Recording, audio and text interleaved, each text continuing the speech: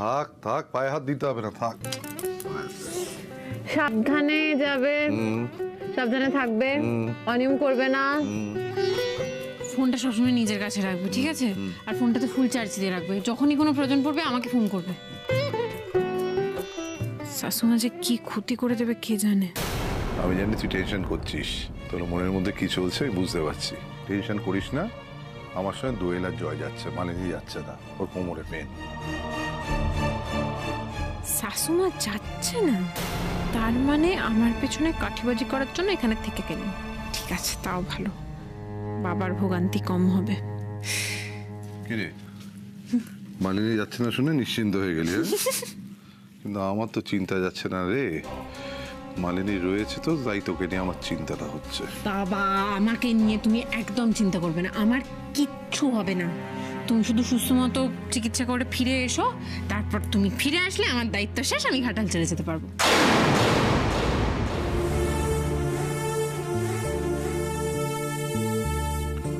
ও, আমায় দেওয়া কথাটা রাখবি না তুই, তাই তো? তুই বলেছিলি না আমার গাধা ছেলেটাকে ছেড়ে যাবি না, আমাদের বাড়ি ছেড়ে যাবি না, কথা রাখবি না, তাই তো? ঠিক আছে, আমিও সুস্থ হব না, আমি ফিরেই আসবো না, দেখিস। বাবা, আমি সুস্থ হয়ে ফিরে না এলে তো তুই যেতে পারবি না। বাবা তুমি এরকম কথা কেন বলছো? কেন এরকম বেরোনোর সময় এরকম মন খারাপ করার কথা বলবে না? তুমি সুস্থ হয়ে ফিরে এসো না, আমি তো আছি। আমি তোমাকে খুব মিস করবো, তাড়াতাড়ি ফিরে এসো। সত্যি কথা? হ্যাঁ। Good girl. একদম গুড গার্ল হয়ে থাকবে, কোনো অ্যাডভেঞ্চার নয়, মনে আছে? ঠিক আছে। আচ্ছা, এবার আমার ছাড়, দে কোটটা পরিয়ে দে।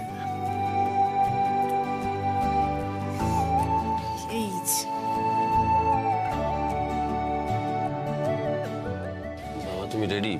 তাহলে নিচে চলো, আমি ব্যাগ। তো ঠিক আছে, এই দিকটা একটু রেডি। সোম, আমি যতদিন না ফিরছি তিতিরের সমস্ত দায়িত্ব কিন্তু তোমার। হ্যাঁ, ওকে চোখে চোখে রাখবে, ও যেন কোথাও একা না যায়, আর গেলে সঙ্গে তুমি যাবে, কেমন? আমার কথা শুনলে তো। কি করে শোনাবে সেটা তোমার দায়িত্ব। টাটা। টাটা। যাওয়ার আগে কি বলে গেল বাবা সেটা মাথায় রেখো, মনে রেখো।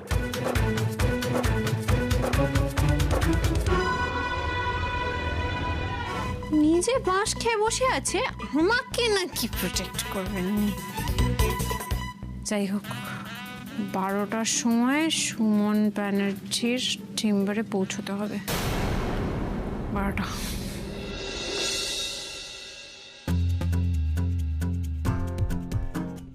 তোর কোন কোন জায়গায় ব্যথালো বান্ধবী ললিতা, তোর কোন কোন জায়গায় ব্যথালো বান্ধবী ললিতা। সরি শাশুমা, এক্সট্রিমলি সরি, আমি একদম বুঝতে পারিনি এইটুকুতেই আপনার এত লেগে যাবে। তুমি জেনে শুনে আমাকে ছাকা দিয়েছো, আমি জানি। এটা কি বলছেন আপনি? আমি জেনে শুনে ছাকা দেব? কিন্তু আপনি যা ভল্ট খেলেন না, পুরো দেখে মনে হলো আপনার কোমরে ব্যথাটাতে কিচ্ছু নেই। আছে। তাহলে শুয়ে পড়ুন, হট কম্প্রেস দিই। না না, শোভো না, তুমি আবার আমাকে ছাকা দেবে। বাবা, তার মানে আপনার ব্যথাটা খুব একটা নেই। বাবার সাথে গেলেন না কেন? মঠ ছেড়ে চলে যাওয়ার ভয় তো? ভয় তো তুমি পাচ্ছ, চ্যালেঞ্জ নিয়েছো, অথচ জিততে তুমি পারবে না। তাই নাকি শাশুমা? তোর কোন কোন জায়গায় ব্যথালো বান্ধবী ললিতা। আন্টি, আন্টি কি হয়েছে? কি এরকম ভাবে চেঁচাচ্ছ কেন? কি হয়েছে? আরে সে শাশুমার বুড়ো হাড়ে খটাখটি লেগেছে, কোমরে ব্যথা, তাই চিৎকার করছে। তুই ভর সন্ধ্যাবেলা এরকম ভাবে করছিস কেন? কিভাবে? আরে এই ভর সন্ধ্যাবেলা পোয়াতি অবস্থায় এরকম খোলা চুলে ঘুরে বেড়াচ্ছিস কেন? হতে ধরে দিদি, চুপ একদম, দাঁড়া, চুপ। ঠাম্মি, কাকিমণি, এসো এসো এসো এসে গেছি দিদিভাই। এই দেখো, দিদিকে দেখো একবার চোখ মেলে, ভর সন্ধ্যাবেলা এইভাবে ঘুরে বেড়াচ্ছে। আমার বন্ধু আছে না রত্না, ওর বুটিকটা আছে না, ওই বুটিকে একটা মেটার্নিটি সেগমেন্ট আছে, ওখান থেকে তুলির জন্য মেটার্নিটি ড্রেস এনেছি। কেমন মা? ও মা, দেখো দেখো দেখো কেমন আছে বলো। দারুণ দারুণ। রাখ তো তোর ড্রেস, আমি ব্যবস্থা করছি। তুলি দিদি, চলো আমার সঙ্গে বসবে, চলো আমি তোমার ট্রিটমেন্ট করে দিচ্ছি। কি ট্রিটমেন্ট? হ্যাঁ ট্রিটমেন্ট, বসো পেছন ফিরে বসো। এই তো লক্ষ্মী, এই দেখো।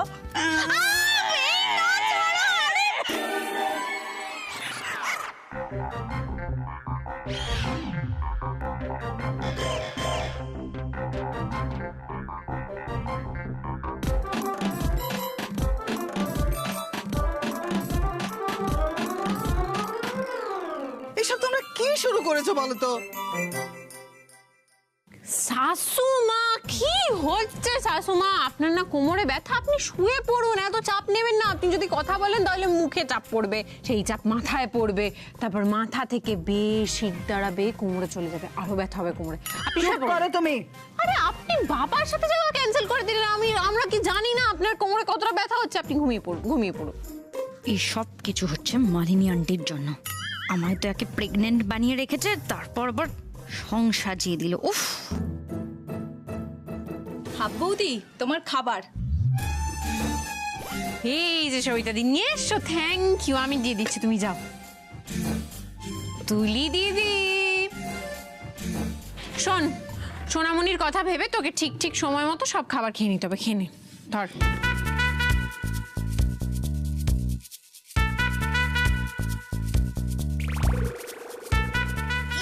মা, এগুলো কি? হ্যাঁ, কেন তুলি? তুমি তো সকালবেলা বললে আমাকে যে তুমি হেলদি খাবার পছন্দ করো। খাও খাও খাও খাও। অ্যাকচুয়ালি কি বলো তো তুলি, আমি না সোশ্যাল মিডিয়াতে একজন ডায়েটিশিয়ানকে ফলো করি, বুঝলে? সে আজকে মেটার্নিটি ডায়েট দিয়েছে।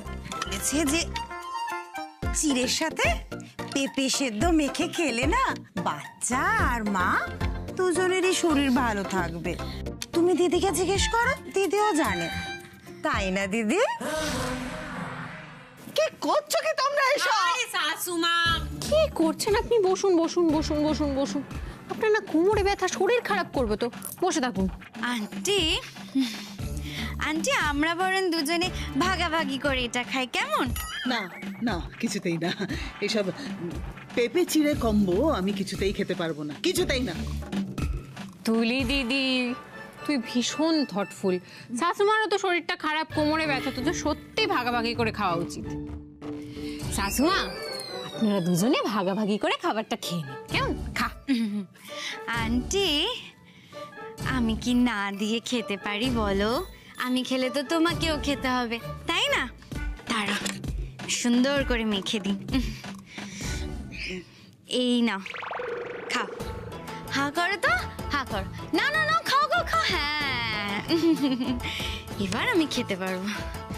দুজনে কেমন গুল্লির বিপদে পড়েছে দেখো। তোমার যেসব খাওয়া দরকার বলো, তোমার পুষ্টিকর খাবার খুব প্রয়োজন। না না না বাবা, খাইয়ে দিই না ঠিক আছে। না, খাইয়ে দিই। মাছ খাওয়া। নো নো আন্টি, খাও, খাও, খাও। আন্টি থাক থাক আন্টি। খাও। মুখের দিকে তাকিয়ে দেখো, খেয়ে দুজনের মুখের অবস্থা কি হয়েছে। মুখ আজ কি দেখছো? কাল মুখোশটা টেনে খুলে দিই, তারপর দুজনের মুখ দেখবে।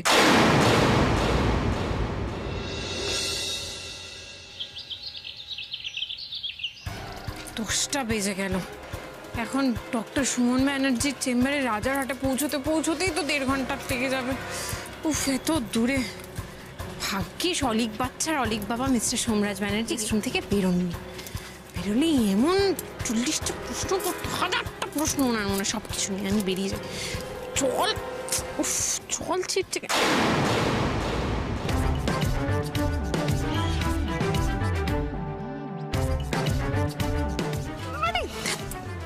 এখানে বাঘের ভয় শেখার নেই, সন্ধে হয়।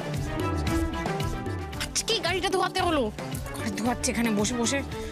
কি করবো আমি এখন? দেখলেই তো হাজারটা প্রশ্ন করবে। হে 33 কোটি দেবদেবী, আমাকে বাঁচাও বাঁচাও।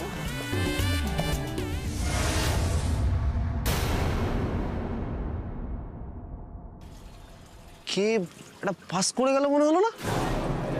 কে ওটা?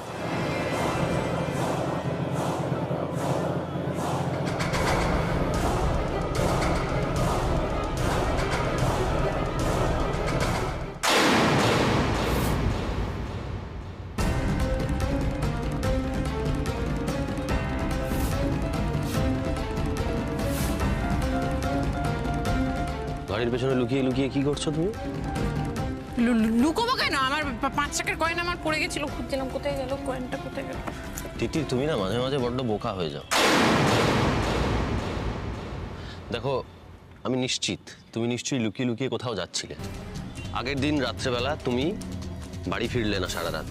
আমি নিশ্চিত তুমি আজও লুকিয়ে যাচ্ছিলে। বাবা কিন্তু বলে গেছে তোমাকে চোখে চোখে রাখতে। তুমি যেখানে যাবে সেখানে আমি তোমার সঙ্গে যাব। এই মরেছে, খালি আমার পেছনে পড়ে থাকে। খুব এসছেন না বাবার কথা শুনতে? না, কত কথা শোনেন। শুনুন, আমি কাজে যাচ্ছি, আমার পেছনে এত টিকটিকিগিরি করার দরকার নেই। আপনার হাফ বউ আছে বাড়িতে, যান গিয়ে ওর সাথে গল্প করুন, যান।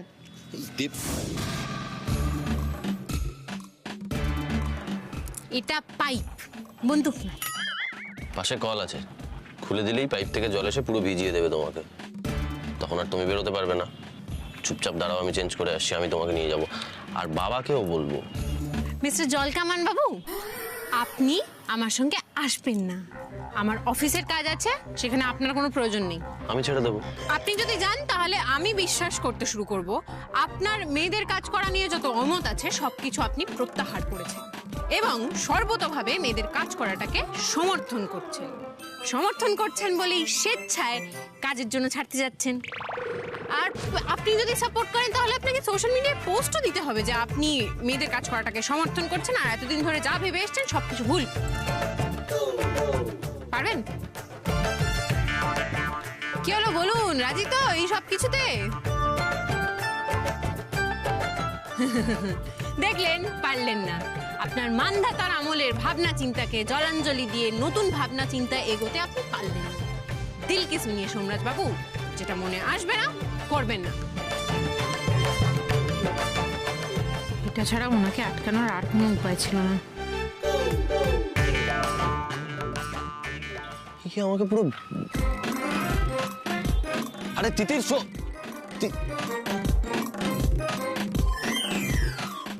চলেও গেল আবার।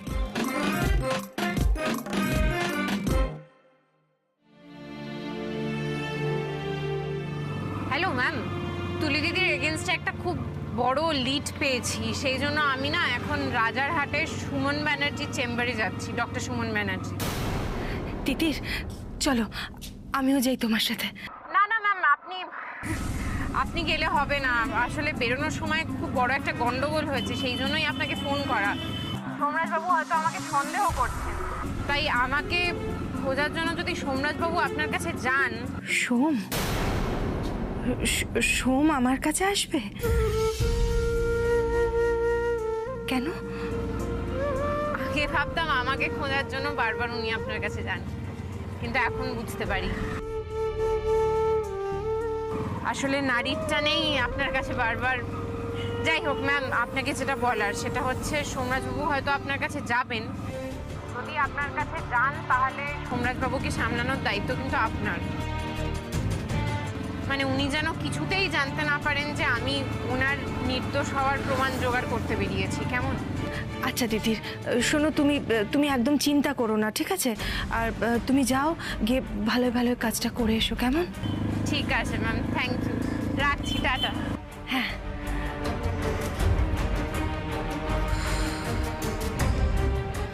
মেয়েটা যেন ভালো ভালো কাজটা করে ফিরে আসে।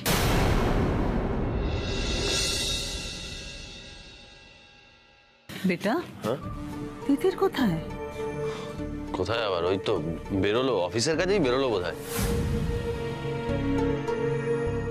ও মা বলছি তোমার কোমরের ব্যথাটা এখন কেমন আছে? একটু ভালো আছে না? ব্যথা? অত চিন্তা করো না বেটা, ওষুধ পড়েছে, আর কয়েক ঘন্টার মধ্যে কোমরের ব্যথা, মাথার ব্যথা সব ঠিক হয়ে যাবে।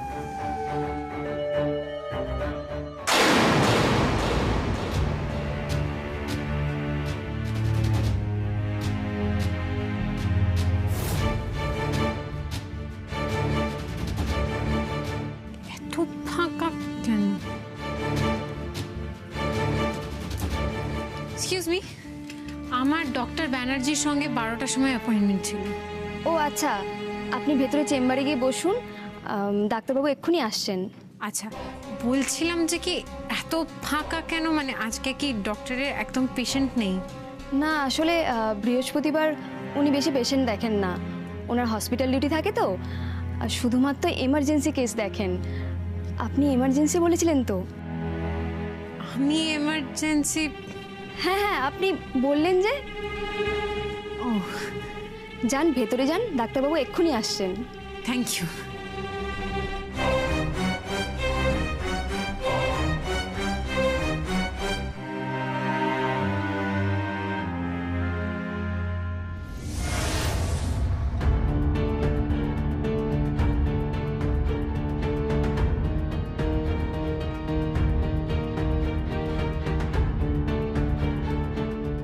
ডক্টরের চেম্বারে কোনো ছবি, সার্টিফিকেট কিছু নেই কেন? ডক্টরের চেম্বারে তো জেনারেলি থাকে।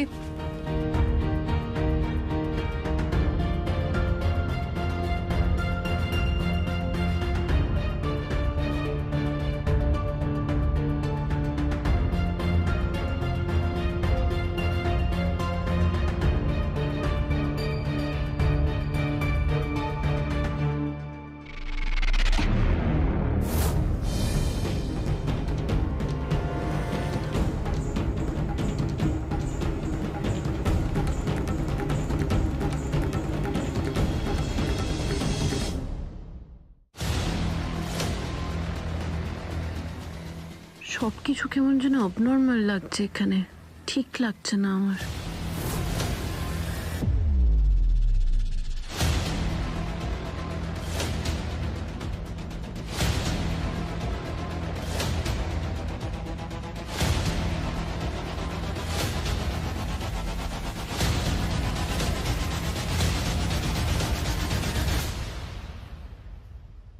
কোয়েল, বলছি যে বাবা চা খাবে কিনা দেখ, আর আমি পুজোয় বসছি, ভাতটা চড়ানো আছে, ওটা একটু দেখে নিস, বুঝলি? হ্যাঁ ঠিক আছে ঠিক আছে।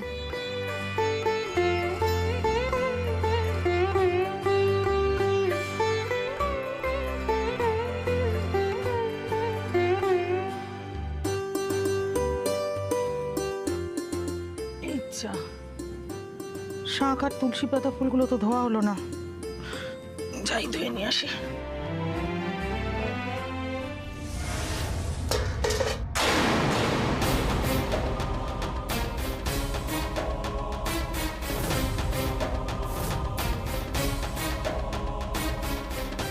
মা, মা ওঠো ওঠো ওঠো ওঠো, কোথায় লেগেছে?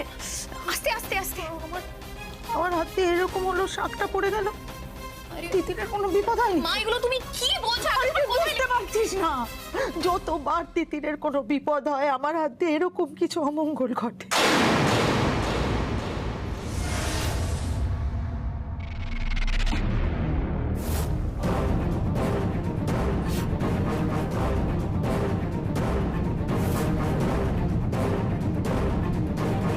ডাক্তারবাবু,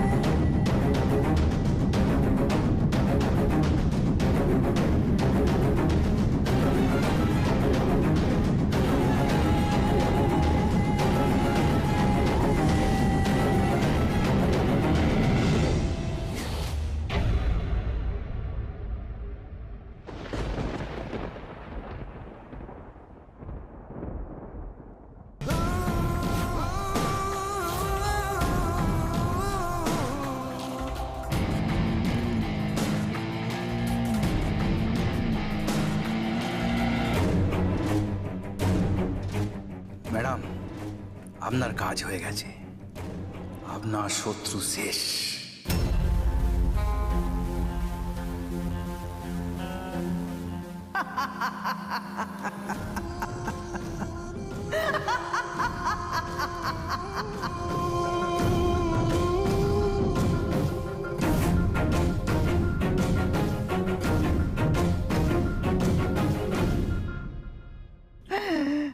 মালিনী ব্যানার্জি শত্রু শেষ রাখে না।